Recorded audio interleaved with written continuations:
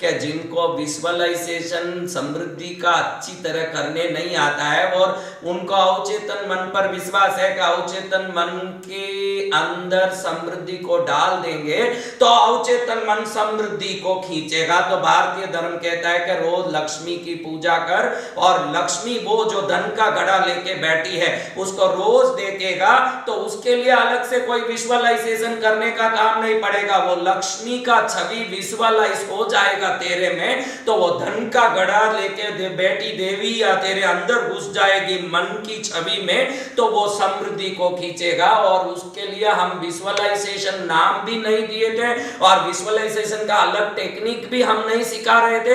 हम रोज मंदिर जाते थे, जब भी हमको ज्ञान चाहिए एक पुस्तक और माला रखी हुई देवी को नमस्कार करते, दूध और पानी को अलग करने वाला उसका वाहन हंस को देखते और ईमानदार बनने का, ज्ञानी बनने का शिक्षण उससे लेते। और जब भी हम कमजोर पड़ते तो तलवार, गदा, चक्र, शंख ली हुई भगवती जगदंबिका के चरण में जाते और वो चक्र, शंख, गदा, पद्म से हम शौर्य प्रकट करने वाली उस शक्ति की ऊर्जा को अंदर लेते। अवचेतन मन में जब भी हमारे अंदर वीर्य और शौर्य घुसता हम वीर और तेजस्वी बनते। आपने देखा कि भाई छत्रपति शिवाजी जो युग पुरुष हुए हैं वो जब भी युद्ध में जाने के पहले तुलजा भवानी के चरण में नमस्कार करने के बाद ही युद्ध में प्रस्थान करते थे और लोगों को लगता था कि कुलदेवी के चरण में गए छत्रपति का सदा विजय निश्चित है, क्योंकि छत्रपति मात्र किसी देवी की प्रतिमा को नमस्कार नहीं गए थे, उस देवी का वीर्य, शौर्य, बल, पराक्रम को अपने अंदर लेने गए थे। वो हमारा भारतीय विजुअलाइजेशन है जिसको हम अंदर ग्रहण करते थे। आप ध्यान रखिएगा, पाश्चात्य जगत के जितने लोगों के बारे में आज की युवा पीढ़ी मुझे पूछती है कि बिल गेट्स ने कौन सा लक्ष्मी की साधना किया, किसने कौन सा बड़ा, सरस्वती का, आइंस्टीन ने, एडिसन ने, न्यूटन ने साधना किया, वो बड़े ज्ञानी हो गए। वैसे ज्ञानी तो कल ही मैंने प्रवचन में बताया कि शून्य का आविष्कार हमने किया है महाराज। भृगु संहिता पढ़ो, जितने सारे चीजें मिलेगी आपको। आप रावण संहिता पढ़ो, पुष्प विमान बनाने तक के विधि विधान कई पुस्तकों में मिलता, आप उसको पढ़ो। आप पढ़ोगे तो देखोगे कि फ्लाइट उड़ने के तरीके से लेके उसके पहिए बनाने के तरीके तक आपको भारत के ग्रंथों में आपको बता देता हूं। पशु पक्षियों के जैसे हम लकड़ियों के यंत्र बना के उसमें उड़ाते थे। आज भी ऐसे पुस्तक बता दूं, मेरे पास पूरा पुस्तक का भंडार है, खजाना। आपको किसी को देखना हो तो आप तमिलनाडु कृष्णगिरी पहुंच जाएं, आप देख सकते हैं कि लकड़ियों में बनी हुई पक्षियों के यंत्र को उड़ाने का विधि और उसका पूरा जानकारी पुराने हमारे ये ताड़पत्रियों में मिलते हैं। कई सारे चीजें मिलती है जिसको हमने भी किया। पैसे वाले हमारे में कोई कमी नहीं थे, बड़े बड़े ऐसे पैसे वाले हुए। आप कोई बुद्ध ग्रंथ उठा के पढ़ोगे तो बुद्ध भगवान जहां गए थे उस जमीन को कोई खरीदने गया था तो उस जमीन पर जितना जमीन है उतना सोना बिचावे तो ही मैं वो जमीन दूंगा, ऐसा उस जमीन के मालिक ने बोला। तो हमारे उस खरीदार व्यक्ति ने पूरे जमीन पर सोने का सिक्का बिछाया और जितना जमीन था उतना सोने का सिक्का बिछा के उस सिक्के को प्राप्त करने के बाद ही जमीन के मालिक ने इसको वो जमीन दिया, क्योंकि बुद्ध के चरण स्पर्श से वो जमीन पवित्र हुआ था। तो उस जमीन को लेने के लिए किसी ने सोने की सिक्का बिछा दी, जो कोसों बड़ी जमीन थी जिसको सोने के सिक्का बिछा के खरीदने वाले लोग भारत में थे। और आज भी बड़े बड़े अंबानी यहाँ भारत में बैठे हैं। तो आप किसका नाम लेते बैठे हो भाई? ऐसे जो पैसे वाले, ऐसे लोग तो बहुत हैं। और आपको मैं कोई कहानी कथा नहीं बता रहा हूं, मैं अमेरिका घुमा हुआ हूं, यूके घुमा हुआ हूं, वहां भी ड्राइवरों को देखा है मैंने, ग्लास पहुंचने वालों को देखा है मैंने, वहां भी छोटे स्तर में काम करने वाले कई मजदूरों को मैंने देखा है जो यहाँ की जैसे ही दुखमय जीवन वहां भी जीते हैं लोग। आप ध्यान रखना, पैसे वाले हर जगह होते हैं, ज्ञानी हर जगह होते हैं, लेकिन सिर्फ भारत में ऐसा विधान है जहां जो पैसे वाले नहीं है, ज्ञानी नहीं है, उनको भी समृद्ध और ज्ञान पाने के लिए हमने मंदिर और मूर्तियां बना के रोज उन प्रतिमाओं के द्वारा ज्ञान के चिन्हों को, समृद्धि के चिन्हों को हमारे अंदर डालने की कोशिश कराई। और जो रोज जो मंदिर जाके समृद्धि के घड़े को, ज्ञान के पुस्तक और मालाओं को देखने वाला धीरे धीरे अवचेतन मन में उसको अंदर लेके वो बड़ा आदमी बन गया। पाश्चात्य देशों में ऐसी कोई विजुअलाइजेशन की व्यवस्था नहीं है। वो जो नहीं है उसको विजुअलाइज कराना सिखाते हैं कि भाई तेरे को मर्सिडीज कार चाहिए क्या, तू ऐसे सोच के मर्सिडीज कार है, लाल कलर का है और उसमें सीट इस रंग के हैं, उसमें ये स्टीरियो लगी हुई है, उसमें से ये गाना चल रहा है और उसका ऐसा रूप रंग है, ऐसे विजुअलाइज कर। हमारे भारतीय परंपरा ने ऐसे नहीं होने वाली वस्तुओं को विजुअलाइज करने नहीं सिखाया, वस्तुओं को सामने रख के उसको देखना सिखाया। मूर्ति पूजा का कोई रहस्य समझ लेगा कि हमको जो चाहिए हम उसी मंदिर में जाते हैं। आप देखेंगे कि जिसको जो चीज की कमी है उसको पूरी करने वाली देवताओं के पास वो पहुंचता है। जिसको डर लगता है वो भैरू जी के पास और दुर्गा के पास पहुंचता है। जिसको ज्ञान चाहिए वो सरस्वती के पास पहुंचता है। जिसको समृद्धि चाहिए वो लक्ष्मी के पास पहुंचता है। जिसको पूर्णता चाहिए, मोक्ष चाहिए, वो राम, शिव, शंकर, जहां पहुंचना महावीर, गुरु नानक, बुद्ध के पास पहुंचता है।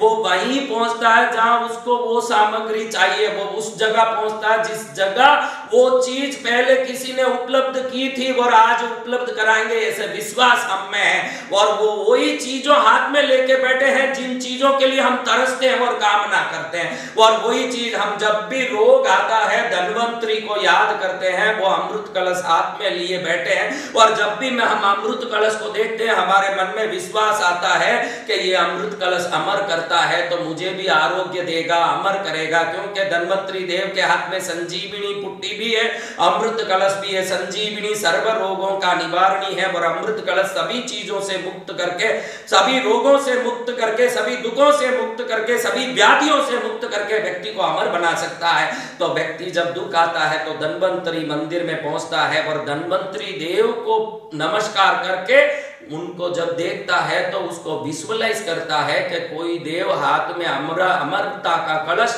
और व्याधि निवारण की बुट्टी, बूढ़ी जड़ी बूटी लेके बैठे हैं, तो वो देवता से मेरा कल्याण होगा।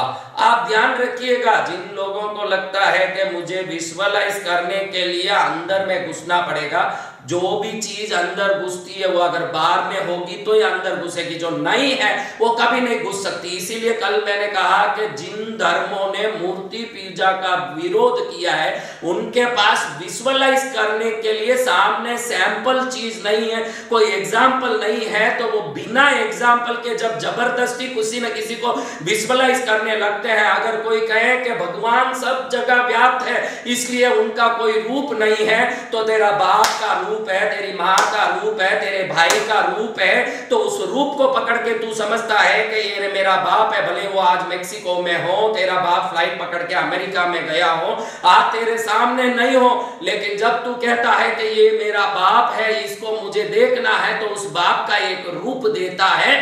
तो ईश्वर जो सर्वत्र व्याप्त है, जो अनंत है, अरूप है, उनको एक रूप देके विजुअलाइज कराने की अगर कोई ताकत इस संसार में प्रकट हुई तो वो भारतीय संस्कृति में प्रकट हुई। क्योंकि बिना कोई विजुअलाइजेशन, मेरा एक बेटा है उसका रूप नहीं है भाई लेकिन मेरा बेटा है, मेरा एक बाप है उसका रूप नहीं है लेकिन मेरा बाप है, अगर ऐसा कोई कहता हो तो वही व्यक्ति कह सकता है मेरा एक भगवान है लेकिन उसका कोई रूप नहीं है लेकिन मेरा भगवान है। मेरे को उन मूर्खों पर हंसी आती है जिसको ऐसे लगता है कि सर्वव्यापी ऊर्जा भगवान है। हम बच्चों के लिए भी स्कूल चलाते हैं, युवाओं के लिए भी स्कूल चलाते हैं, तो प्रोफेसरों के लिए भी पाठ पढ़ाते हैं। ये विश्व का एक प्रणाली रहा है। आप ऐसे नहीं कर सकते कि भाई बड़े बड़े लोग पढ़ाई पढ़ेंगे लेकिन बच्चे नहीं पढ़ पाएंगे, क्योंकि बच्चा ABCD सीखेगा तो फिर थोड़ा आगे जाके एप्पल, कैट, रैट, डॉग सब सीखेगा, फिर जाके We eat apple for health ऐसा ये कोई वर्ड बोल सकेगा। ये स्टेप बाय स्टेप होगा। अरूपी भगवान को रूप में जानना, रूपी भगवान को स्वयं में जानना, स्वयं में आए हुए भगवान को परम व्यापित सर्वशक्ति मानना, ऐसे बाल पाठ से पूर्ण पाठ तक ले जाने वाली भारतीय संस्कृति को अगर कोई ढंग से समझ लेगा तो वो समझ लेगा कि हमने कभी भगवान की सर्वव्यापिता का मना नहीं किया है। हम ऐसे नहीं बोल रहे कि भगवान सर्वव्यापी नहीं है। भगवान की सर्वव्यापिता को हमने विष्णु पुराण में बहुत अच्छे से साबित किया है कि भगवान ने 3 पैर में इस पूरे ब्रह्मांड को नाप लिया। सर्वव्यापी जो नहीं हो, सर्वव्यापी होने की शक्ति नहीं प्राप्त करता हो, वो एक पैर में पृथ्वी को, दूसरे पैर में आकाश को, तीसरे पैर को मां बलि के सिर पर नहीं रख सकता।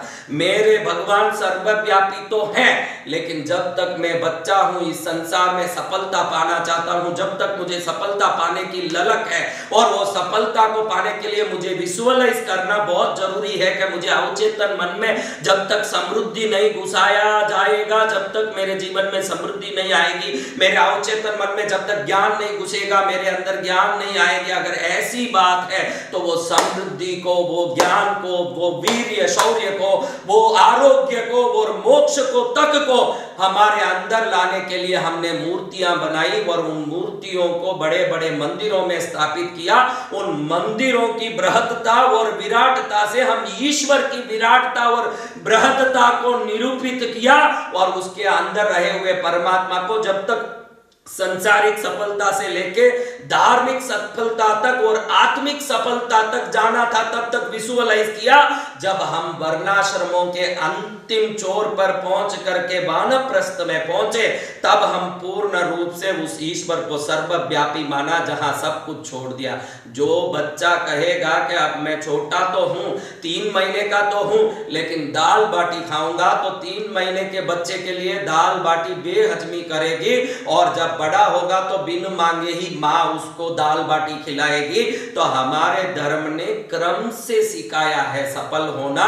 वो सफलता पहले व्यवहारिक सफलता, व्यापारिक सफलता और जीवन सफलता बनके अंत में आत्म सफलता तक पहुंच जाए। इस प्रकार का जो भारतीय धर्म का क्रम है, इस क्रम को नहीं जाने हुए सीधा जो जंप मारते हैं कि भगवान का कोई रूप नहीं है, भगवान सर्वव्यापी है। भाई जो सर्वव्यापी है, सर्वशक्तिमान है, जिसको तुम बोलते हो भाई सर्वशक्तिमान, सर्वशक्तिमान शब्द में एक रहस्य छुपा है। मैं आज अच्छे से चेतावनी दे दूं, सर्वशक्तिमान शब्द में एक शब्द छुपा है। अगर वो थोड़ा कमजोर शक्तिमान हो तभी वो कोई रूप लेके नहीं आ पाएगा। उसमें अगर आप उसको सर्वशक्तिमान बोलते हो तो उसमें रूप लेने की भी एक शक्ति होनी चाहिए, वो तभी सर्वशक्तिमान होता है। यानी भगवान अपूर्ण शक्तिमान है, तब वो व्यापी है, अरूपी है, लेकिन रूप नहीं ले सकता। ऐसा हो सकता है। जो सर्वशक्ति का अर्थ है वो अरूपी होके भी रूप लेने की ताकत रखता हो, फिर तो वो सर्वशक्तिमान हो गया। और जो सर्वशक्तिमान नहीं हो वो आदमी फिर तो बेचारा खाई हवा में रहेगा, धुआं में रहेगा, लेकिन दिखेगा नहीं, क्योंकि बेचारे में शक्ति नहीं है। और जो लोग कहते हैं कि हमारे भगवान सर्वशक्तिमान भी है लेकिन रूप नहीं ले सकते, थोड़ा अच्छे से विचार करना चाहिए कि अगर कोई सर्वशक्तिमान है तो उसमें एक शक्ति है जो अरूपी को रूपी बन लेना है, और वो रूपी बनने की ताकत जिसमें नहीं है वो सर्वशक्तिमान नहीं है। जो लोग मूर्ति पूजा को नहीं मानते हैं और मूर्ति पूजा के तत्व को नहीं मानते हैं, उनको कहना चाहिए हमारे भगवान अधूरे शक्तिमान है महाराज, क्योंकि वो रूप नहीं ले सकते। सर्वशक्ति तो कोई भी तरह की शक्ति होगी, उसमें एक भी शक्ति घटेगी तो वो सर्वशक्तिमान कैसे हुए महाराज? मेरे को तो ये बड़ा आश्चर्य लगता है कि हमारे भगवान सर्वशक्तिमान है, लेकिन दिखते नहीं है, सब जगह रहते हैं। सब जगह तो हमारे गैस के चूल्हे का धुआं भी रहता है, उसका क्या करें भाई? हम उसका नहीं बोल सकते। सर्वशक्तिमान वो है जो हमारे लिए माँ बनके, यशोदा बनके हमको मक्खन भी खिलाएगा। सर्वशक्तिमान वो है जो हमारे लिए सखा बनके, कृष्ण बनके अर्जुन को उपदेश भी देगा। सर्वशक्तिमान वो है हमारे लिए जो मीरा बनके भजन भी करेगा। वो सर्वशक्तिमान ईश्वर, उस व्यापी को हम नमस्कार करते हैं जिससे हम विजुअलाइजेशन की टेक्निक को पक्के से समझते हैं। और जिसने ये पक्के से समझ लिया वो मानता है कि मुझे पैसा देके कहीं वर्कशॉप में जाने की जरूरत नहीं है।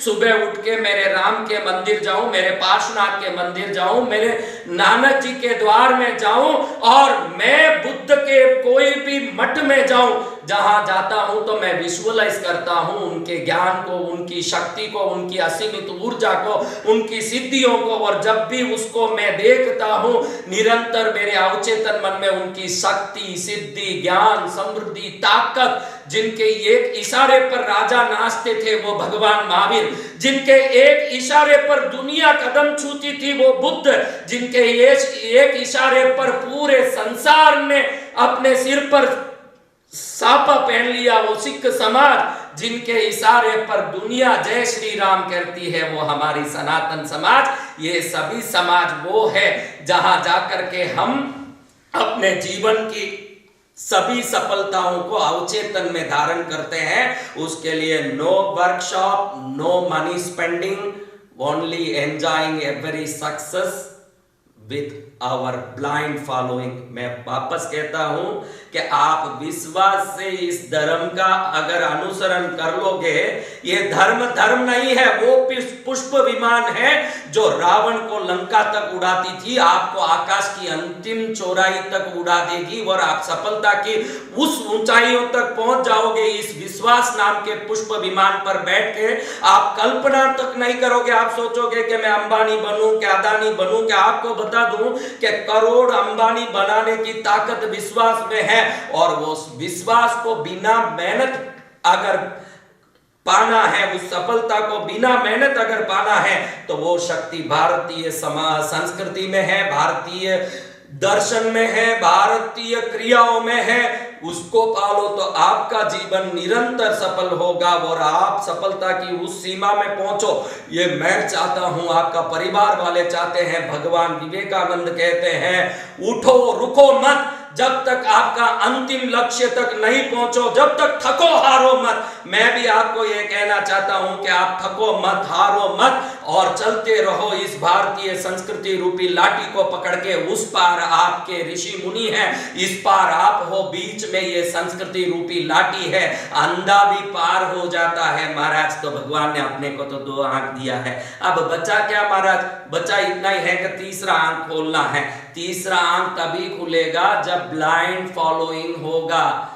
ध्यान रखना, संसार पर अंधविश्वास करोगे तो धोखा होगा, और धर्म के साथ तर्क करोगे तो भी धोखा होगा। धर्म तर्क से परा है और संसार विश्वास से परा है। संसार में विश्वास करोगे, फिर आप कहोगे कि काका जी ने धोखा दे दिया, पड़ोसी ने धोखा दे दिया, फलाने ने धोखा दे दिया। आज तो सुनने में आता है कि पति ने पत्नी को धोखा दिया, पत्नी ने पति को धोखा दिया। संसार में बेटे ने बाप को धोखा दिया, बाप ने बेटे को धोखा दिया, बेटे ने बाप को जमीन के लिए मार दिया।